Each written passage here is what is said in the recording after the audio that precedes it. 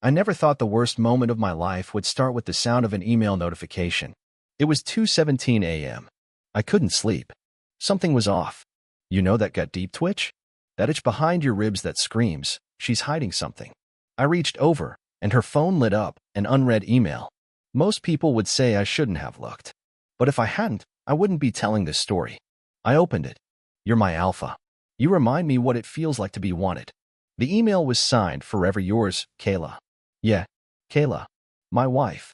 The same woman currently asleep 2 feet away from me with her arms wrapped around my pillow like she hadn't just shattered my ing world in one paragraph. That one sentence knocked the air out of my lungs. I just sat there, numb, watching the cursor blink, daring me to read it again. I did. For times. Like it would somehow say something different. Then I saw the thread. They'd been emailing for months. Late-night whispers typed out in a secret inbox I didn't know existed. She called him baby, king, and get this, home. I'd been sleeping beside her for 6 years, and she was calling some dishwasher in Florida home. And I'm not exaggerating. He really was a dishwasher. His name? Trent. Freaking Trent. A 33-year-old with neck tattoos and a 2009 Nissan Altima with a donut tire.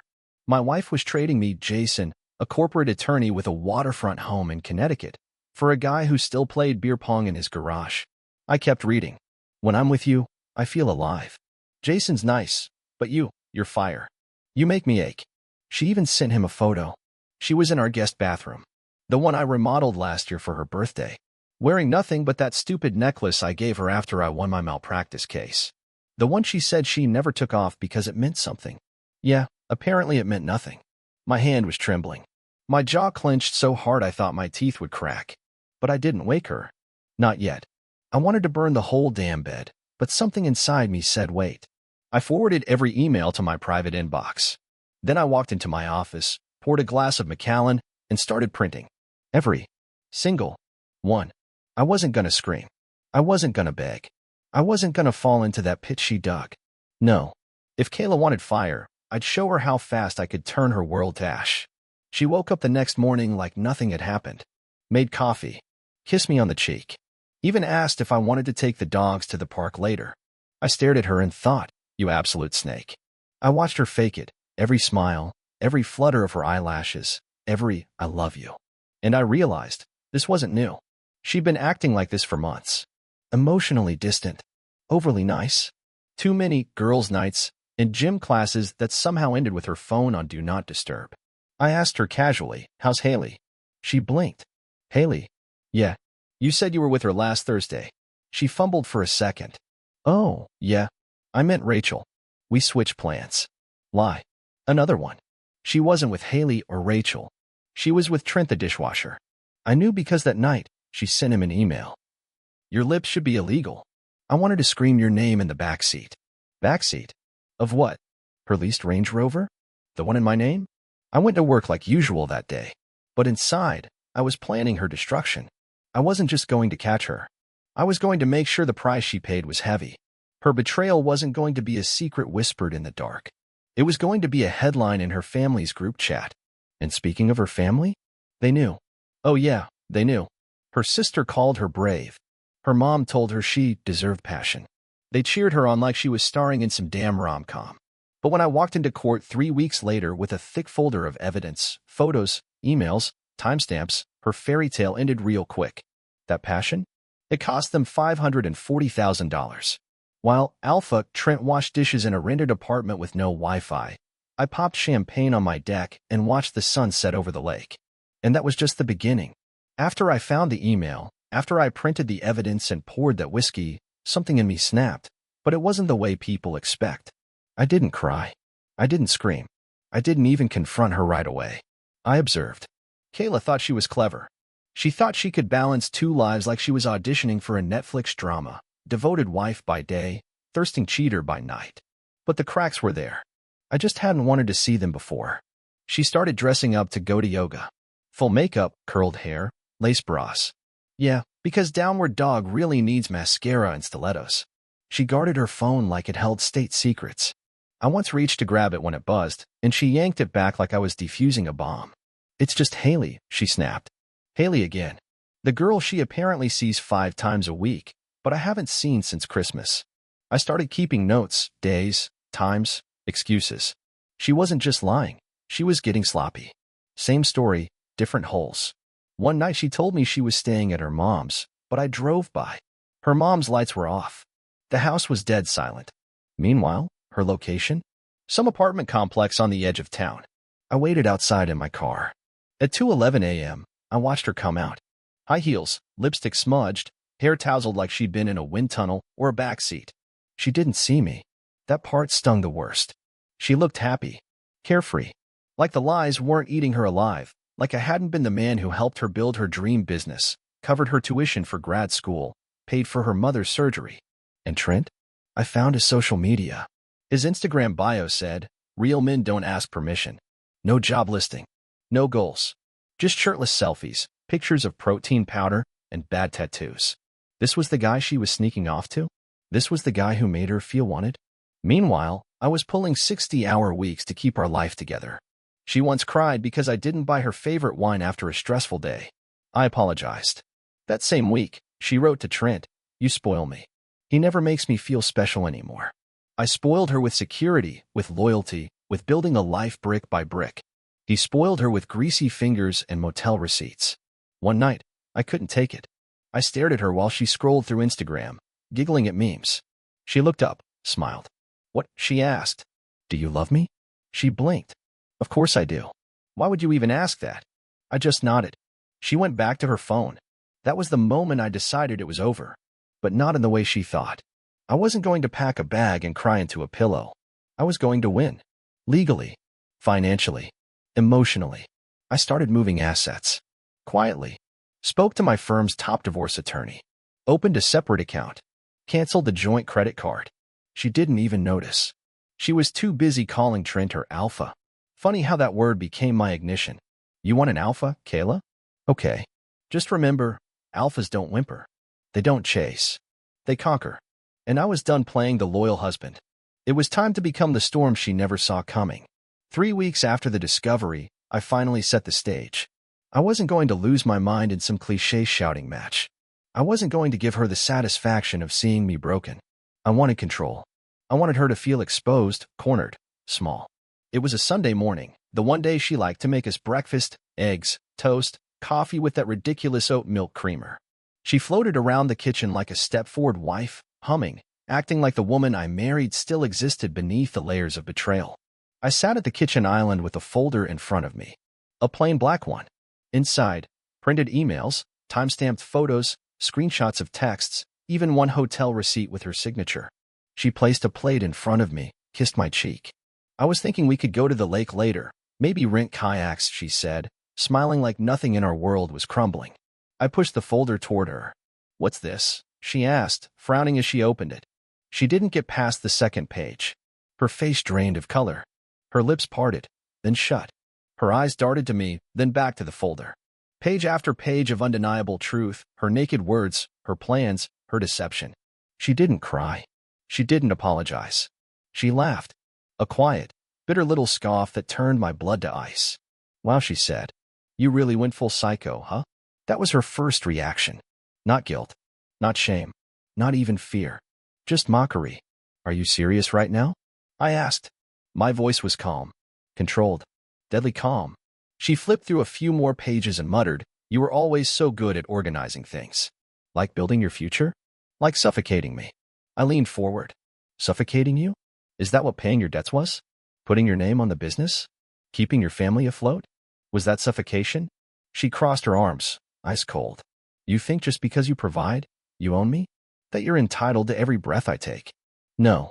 I just didn't think I was sleeping next to a pathological liar. That one landed. Her lip twitched. "You don't understand," she snapped. "You've been absent for years. Always working. Always focused on winning the next damn case or checking stocks. You weren't there. I was building a life. For us." She rolled her eyes. "No, Jason. You were building a life for you. I just happened to be standing beside it." I stared at her for a long moment. I realized then that this wasn't just a betrayal. It was a rewrite. She had already reframed the whole thing in her mind. She was the victim. Not me.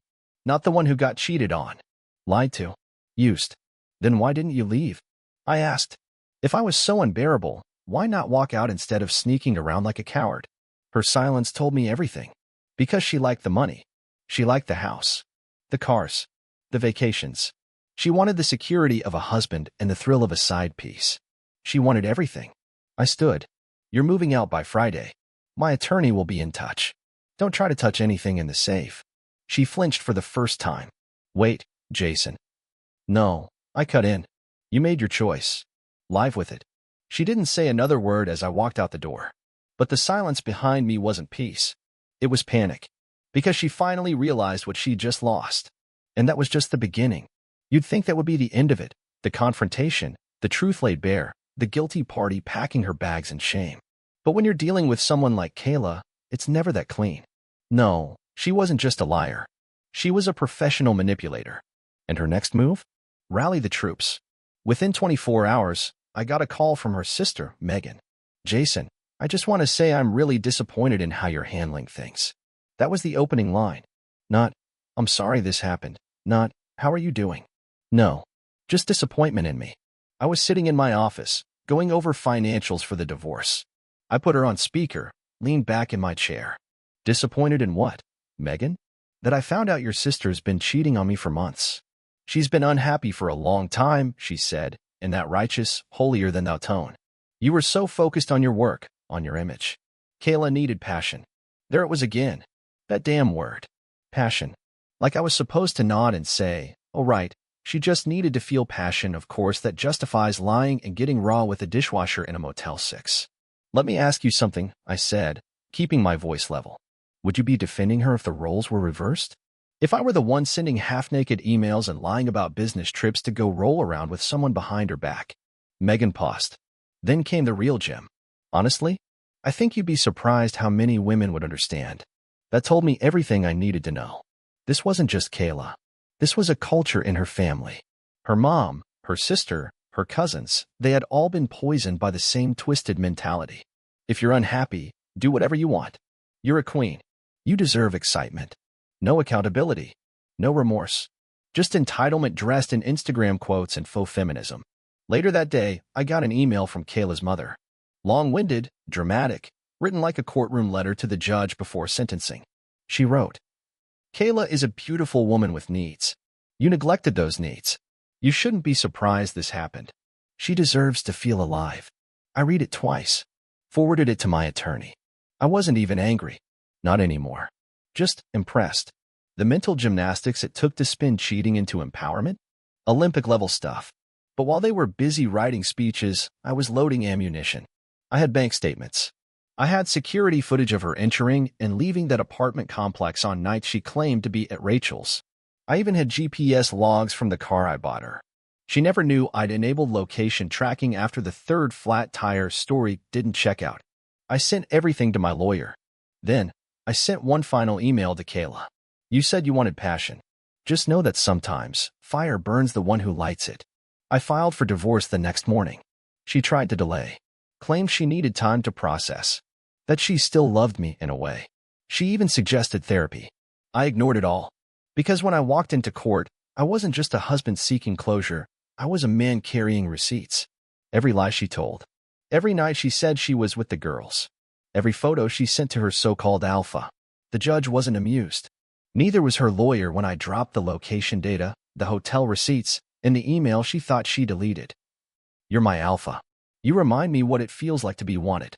That sentence was read aloud in court. Kayla didn't even look at me.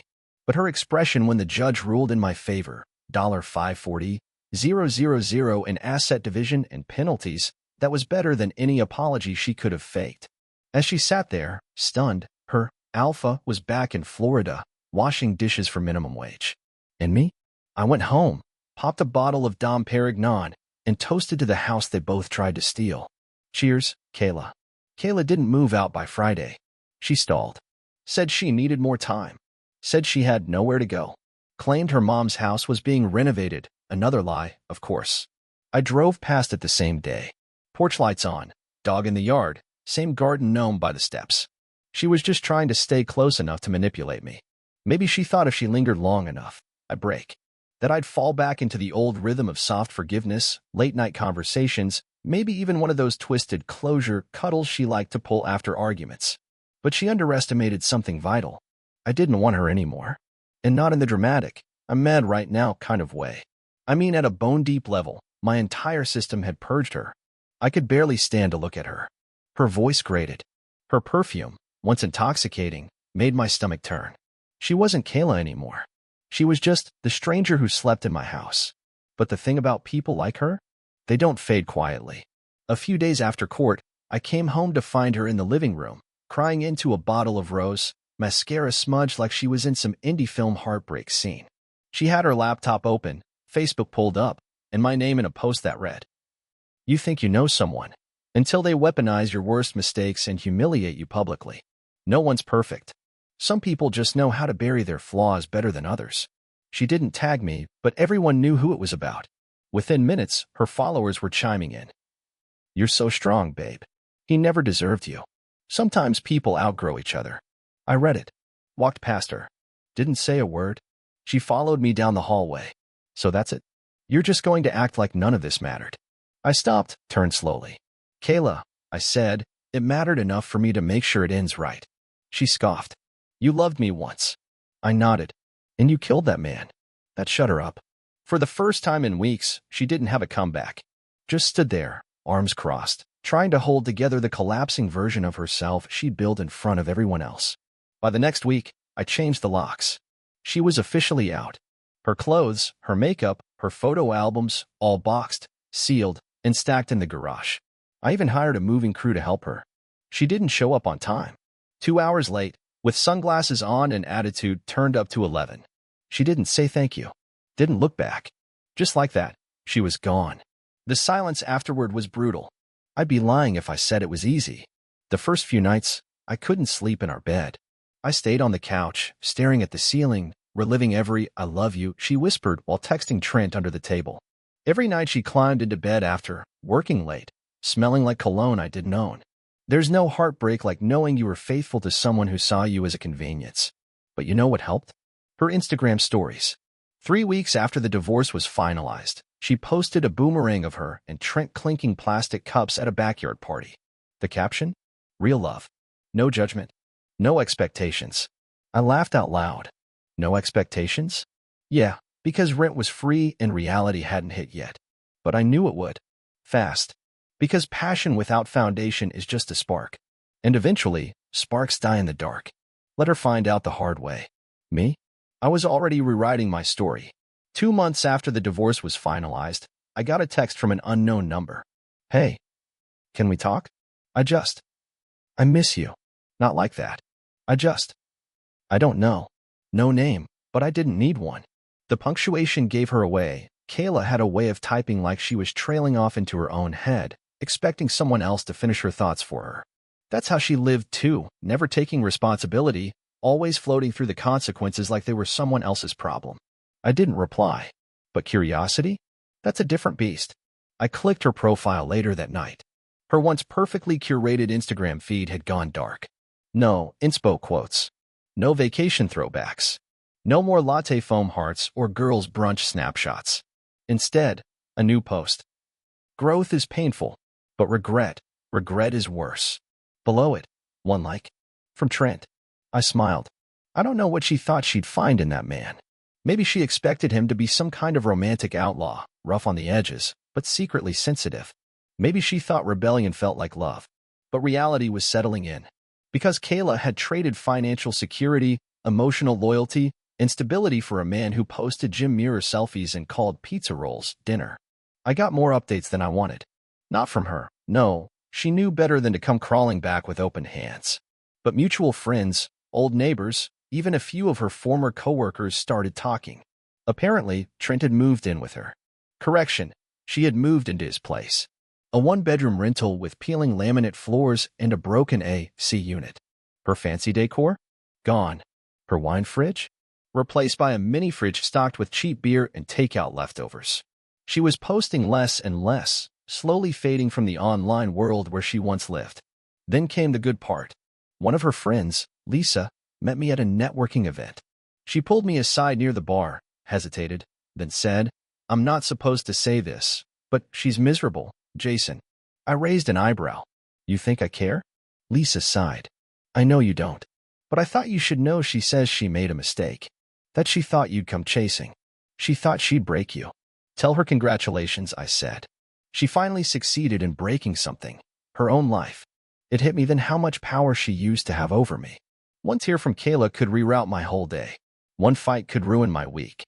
I used to bend myself backward trying to keep her happy. Every vacation, every gift, every conversation, it was all about maintaining her illusion. But now, I was free.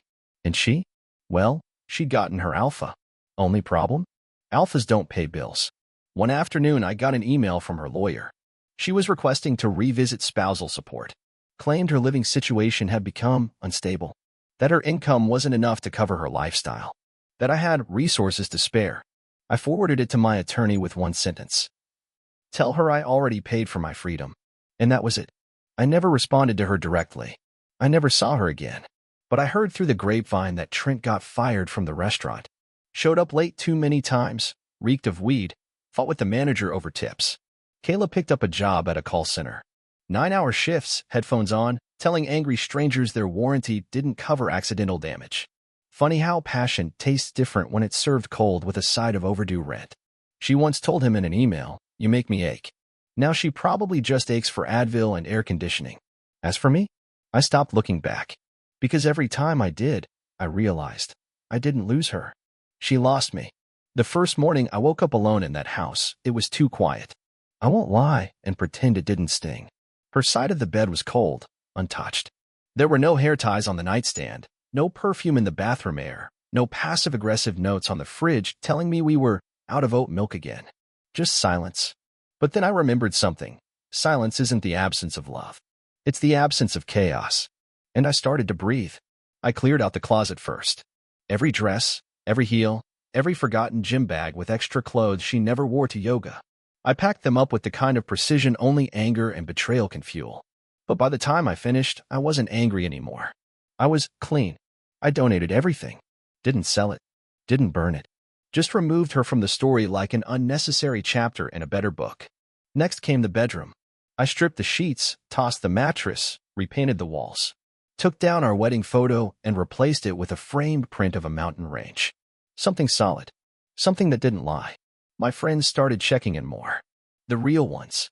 Not the ones who liked our perfect couple photos online, but the ones who showed up with whiskey, terrible jokes, and zero judgment. One night, my buddy Ryan crashed on the couch. We stayed up until 2 a.m. talking. "You know what your biggest mistake was?" he asked. I raised an eyebrow. "Marrying her?" "No," he said. "Making her your center. You orbited around her, man. Gave her gravity she didn't earn." He was right. I'd spent so long being the provider, the protector, the planner. I thought if I gave enough, she'd finally feel complete. But the truth? Some people are broken by design. You can pour love into them like water into a cup with no bottom, and all they'll ever do is ask for more. The hardest part wasn't losing her. It was losing who I thought she was. That version of Kayla, the one I imagined, the one I defended, the one I loved, never actually existed.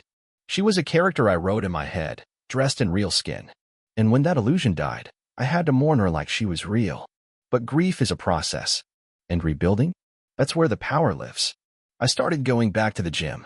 Not to impress anyone. Just to sweat it out. Clear my head.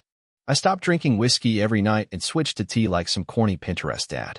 I joined a hiking group. Learned how to cook more than 3 meals.